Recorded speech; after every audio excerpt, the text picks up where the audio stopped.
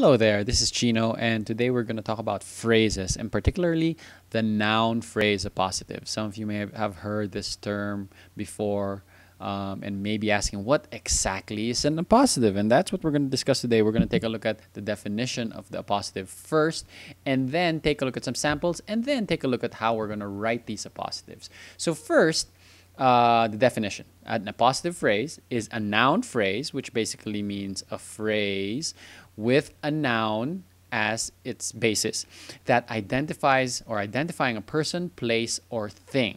Now, the word appositive comes from the word apposition, which means setting side by side. So basically, an appositive phrase is a phrase right beside a noun or any verb. Any word, I'm sorry, not verb, that it wants to modify.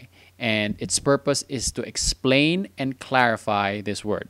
And to explain this further, let's take a look at some specific examples. Okay, so the first example by Lawrence E. Stotz.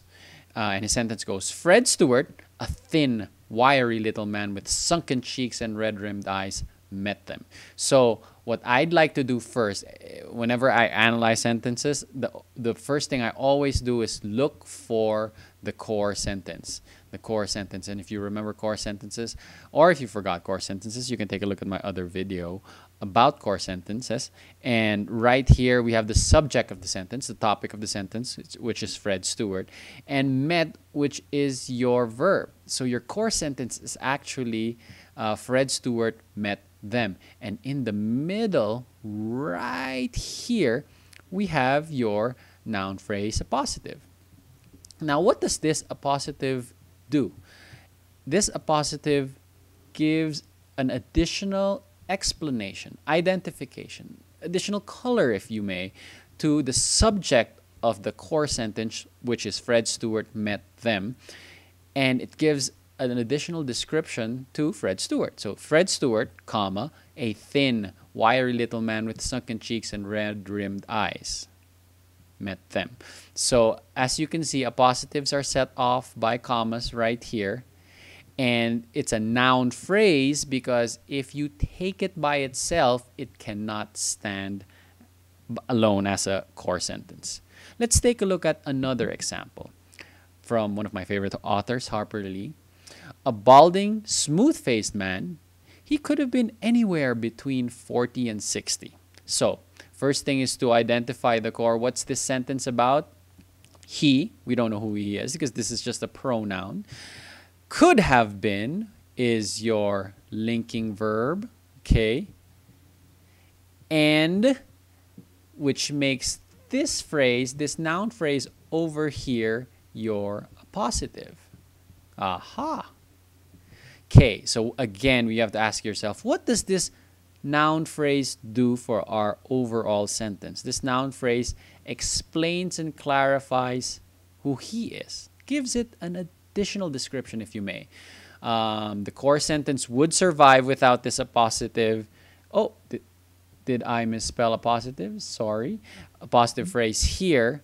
But of course, it's always good to have that sentence, that positive phrase here, just to give additional color to our sentences. Here's another example by J.K. Rowling. Once they were in her office, a small room with a large welcoming fire, Professor McGonagall motioned to Harry and Hermione to sit down. So first, I will be identifying our core sentence. Subject is Professor McGonagall, and verb is motion. Okay. In fact, if you take out this first part of the sentence, if you just remove that first part of the sentence, if you just remove it like that, Professor McGonagall motioned to Harry and Hermione to sit down, that would stand alone as a core sentence. So again, subject, verb, and what we have here at the beginning is an adverb phrase. And we're going to discuss adverb phrases in another video. But we have what we have here is once they were in her office, comma, a small room with a large welcoming fire. So what do you think, or where do you think your appositive phrase is? If you chose this second phrase, a small room with a large welcoming fire, then you are absolutely correct. Why? Because it is a phrase with a noun, small room with a large welcoming fire, that modifies office. So in effect, this underlined phrase is your appositive, and I will not misspell appositive again, phrase right here. Okay. Another and yet another example, probably our last example, by Pat Conroy, My Losing Season. In the locker room, I packed for the trip to New Orleans, the road trip that would change my life and destiny as an athlete forever. So again, we identify the core sentence, and I see the core sentence right after this. This is actually a prepositional phrase, which we will discuss later on. And your core sentence is here because your subject is I and your verb is packed for the trip to New Orleans. In fact, if you have this sentence by itself, it would stand alone. So what would be your positive phrase? This phrase right here, the road trip that would change my life and destiny as an athlete forever. Wow, look at that. The appositive phrase is actually longer than the core sentence right here. Okay? What does the road trip that would change my life and destiny as an athlete forever modify? Does it modify New Orleans? No. It actually modifies trip because you have another prepositional phrase. Again, in future videos, we're going to discuss that right here. Okay? So you get the idea. The noun phrase appositive is a phrase with a noun as its basis that modifies the subject or any other noun in a sentence.